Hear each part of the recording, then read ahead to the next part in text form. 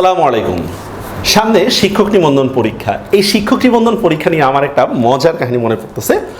আমার এক পরিচিত জন, সে হচ্ছে আরেকজনের পরীক্ষা দিয়ে দিচ্ছিল। তা আগে কিন্তু হচ্ছে শিক্ষক নিবন্ধন পরীক্ষাটা খুব ইজি ছিল, একজন আরেকজনের পরীক্ষা দিত, শুধুমাত্র ভাই ভাই হচ্ছে রিয়েল ক্যান্ডিডেট ফেস করতো।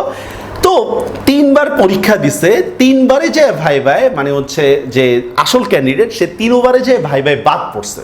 তো আমি জিজ্ঞেস করলাম, ভাই আপনি এমন করলেন কেন? বলছে দেখেন গরিব মানুষ যদি একটা ব্যবস্থা করতে পারে, ইত্যাদি ইত্যাদি। মজার বিষয় বা দুঃখের বিষয় দেখুন, তিনি অসৎ উপায়ে একজন অযোগ্য ক্যান্ডিডেটকে যোগ্যতার পর্যায়ে পৌঁছিয়ে দিচ্ছে, এইটা তার কাছে সোয়াব মনে হচ্ছে। তকি ওসমানী উনি একটা পরীক্ষার কন্ট্রোলার ছিলেন, তো ওনার কাছে এসে সবাই হচ্ছে দেয়, মানে হচ্ছে স্লিপ দেয় যে আমার খাতাটা দেখার সময় আমার ছেলের খাতাটা দেখেন, আমার স্টুডেন্টের খাতা দেখেন। তো বলতেছে কি ব্যাপার, আপনারা মাওলানা মানুষ, ধার্মিক মানুষ, আপনারা স্লিপ দিচ্ছেন কারণটা কি? বলতেছে কোরআন শরীফে আয়াত দিচ্ছে, মাইয়াশফা শাফাআতান হাসানাতান ইয়াকুল্লাহু নাসিবুম মিনহা, যে কেউ যদি ভালো সুপারিশ করে তাহলে তার একটা প্রাপ্তি হচ্ছে আল্লাহর কাছ থেকে পাওয়া যাবে।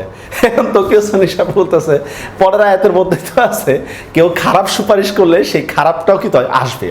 তো দেখুন, এই যে একজনের পরীক্ষা আরেকজনের দিয়ে দিচ্ছে বা দিচ্ছিল, এটাকে তারা কিন্তু কোনো পাপ বা কিছুই মনে করতেছে না। এখন এরকম ভাবে কত অযোগ্য প্রার্থী টিচার হচ্ছে, তারপর হচ্ছে তারা স্টুডেন্টদেরকে পড়াইতে যেতে পারতেছে না, স্টুডেন্টদের হচ্ছে বেসিক দাঁড়াচ্ছে না। এই ক্ষেত্রে এইগুলোকে আপনারা কি বলবেন?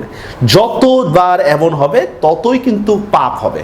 আমাদের অবস্থা হচ্ছে এরকম, দেখেন মনে করেন আপনি চুরি করলেন, চুরি করার পরে সেই চুরির টাকা হচ্ছে গরিব মানুষের দান করে দিলেন, সওয়াবের কাজ করছেন, এরকম মনে হয় আমাদের। কেন ভাই এমন কেন আমাদের মতামত? আমাদের অবস্থা ভাই, আপনি ইনকাম করে আরেকজনের দান করেন তাহলে না সওয়াব হবে, আপনি চুরি করে দান করতেছেন কেন?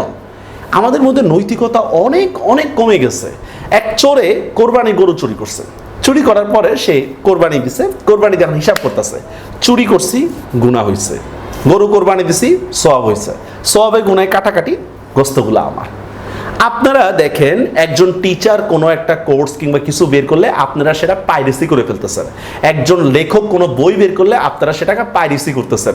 ইভেন কোনো জায়গা থেকে কোনো ইন্টেলেকচুয়াল প্রপার্টি বলতে যে বিষয়টা, তেমন আর কিছুই নেই। আমি একজন ইউটিউবার কার্টুন মানে ভিডিও দেখতেছিলাম, যে সেখানে আমি দেখলাম যে সে হচ্ছে হাতটাকে আর্ট করতেছে, আর্ট। তো এইটাই দেখলাম সে অনেক সময় নিয়ে কাজটা করতেছে। আমি তারপর তার মানে হচ্ছে পেজ দেখে দেখলাম যে অনেক আগে সেই কার্টুনটার ছবি দিছে, যেটা সে প্রায় 3 মাস পরে পাবলিশ করছে। দেখুন, বাংলাদেশে কোনো ইন্টেলেকচুয়াল প্রপার্টি বলতে কিছু নেই। আমরা দেখা যাচ্ছে যে তার কার্টুনটাকে কপি করে আরেক জায়গায় দিয়ে দিচ্ছি, ঠিক আছে? কেন ভাই? আপনি যদি এগুলোর বিরুদ্ধে প্রতিবাদ করেন তাহলে কি করবে? গরিব ছাত্র ছাত্রীদের উপকার কি আপনি চান না? গরিব মানুষ বইটা পড়ে উপকৃত হোক চান না? আমি বই লিখছি, আমার বই আপনি পিডিএফ করে ফেলতেছে। আরে ভাই, আপনার যদি এত সাধ্য থাকে আপনি একটা বই লেখা পিডিএফ করে দেন। আপনি পিডিএফ করার কারণে কোনো বিন্দু মাত্র সওয়াব হবে না অনুমতি না নিয়া, বরঞ্চ এগুলোর মাধ্যমে হচ্ছে আমাদের কেয়ামতের দিন হচ্ছে আমাদের একটা পুঁজি হবে। কারণ এগুলো বান্দার হক, বান্দার হক কখনোই আল্লাহ মাফ করবে না।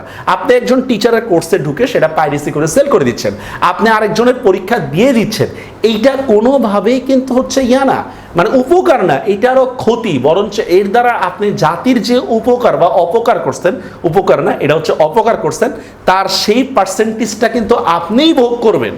মনে রাখবেন, আপনি হচ্ছে পাইরেসি করা জিনিসটা দিচ্ছেন, যে পড়ছে তার গুনার বিষয় না, কারণ সে জানেই না এটা লেখকের অনুমতি নিছে নাকি না নিছে, টিচারের অনুমতি নিছে নাকি না নিছে সেটা না। কিন্তু সে পড়ার কারণে টিচার যে আপনাকে মানা করার পরও কিংবা লেখক আপনাকে মানা করার পরও পাইরেসি করছেন, সেটার গুনাহ কিন্তু অনন্তকাল পর্যন্ত পাবেন। এত সহজ না। হাদিসের মধ্যে আসছিল এরকম যে কে গরিব, তো সাহাবারা বলতেছিল যার টাকা পয়সা নেই সেই তো গরিব। বলতেছে না, গরিব হচ্ছে সেই ব্যক্তি যে কিয়ামতের দিন হচ্ছে পাহাড় পরিমাণ সওয়াব নিয়ে আসবে। আচ্ছা, তারপর সওয়াব নিয়ে আসার পরে সে তো নিশ্চয়ই সে কনফার্ম জান্নাতি।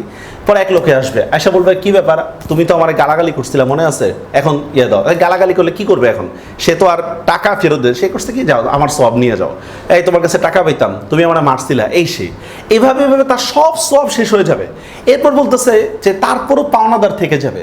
তখন দেখা যাবে যে এখন তো আর সওয়াব নিতে পারবেন, ঠিক আছে, তুমি তোমার গুনাহগুলো নাও।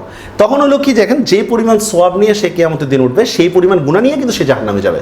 তো যারা এই কাজগুলো করেন কিংবা যারা অসৎ উপায় অবলম্বন করে, সেম কথা অনেক ক্ষেত্রেই বলা যেতে পারে। যেমন আপনি দেখেন ডাক্তারের লাইনে সিরিয়াল রাখছে, সবাই টাইম মতো সিরিয়ালই যাবে, আপনি নিয়ম ভেঙে করলেন কি যে আপনি 50 জনের আগে চলে গেলেন, বিন্দু মাত্র উপকার হবে না, এতে অন্যরা কষ্ট হবে। এই জন্য ভাই দেখেন, সরকার চাইলে সব কিছু করতে পারবে না, অনেক মোরালিটি আছে আমাদের বিষয়ে। আমরা কেন সিরিয়াল ভঙ্গ করব, আমরা কেন নিয়ম মানব না? হ্যাঁ, কেউ যদি সিরিয়াল ভঙ্গ করে তার ব্যাপারে আমরা প্রতিবাদ করি, তাহলেই তো হয়, ঠিক না? আমি কেন করব, আমি কেন সেই গুনার ভাগিদার হব? তো এই কাজগুলো কেউ করে না, যে আরেকজনের পকেট থেকে টাকা চুরি করে এসে নিজে দান করে পরবর্তী দানবীর সাজা, এই কাজগুলো কখনোই করে না, এগুলো কিন্তু গুনাহ। দয়া করে সামনে যে পরীক্ষাগুলো আছে কিংবা যে কোনো ধরনের বিষয়গুলো আছে এগুলো করবে না। সেম কথাগুলো কিন্তু ভোটের ব্যাপারে, সেম কথাগুলো হচ্ছে পরীক্ষার ব্যাপারে, আপনার হচ্ছে বিভিন্ন চাকরির ইন্টারভিউর বিষয়, সব বিষয় এরকম, ঠিক আছে? এমনকি সুপারিশের বিষয় যদি সেখানে অযোগ্য প্রার্থী হয়, দয়া করে বিষয়গুলো খেয়াল করবেন আর এই গুণাগুলো থেকে বেঁচে থাকবেন। রমজান মাস আমাদের সবারই পবিত্রতা অর্জন করা উচিত। রমজান গেলে পবিত্রতা মুক্ত হয়ে যে গুনায় কলঙ্কিত হয়ে যাব, বিষয়টা এমন না। আর কে চায় সামান্য একটু সেলিব্রিটি হওয়ার জন্য কিয়ামতের দিন হচ্ছে এই গুনার অধিকারী হওয়া? পারবেন কিয়ামতের দিন এগুলো ফিরিয়ে দিতে? আপনাদের কাছে এই প্রশ্নটা রেখে আজকে শেষ করলাম। আল্লাহ হাফেজ।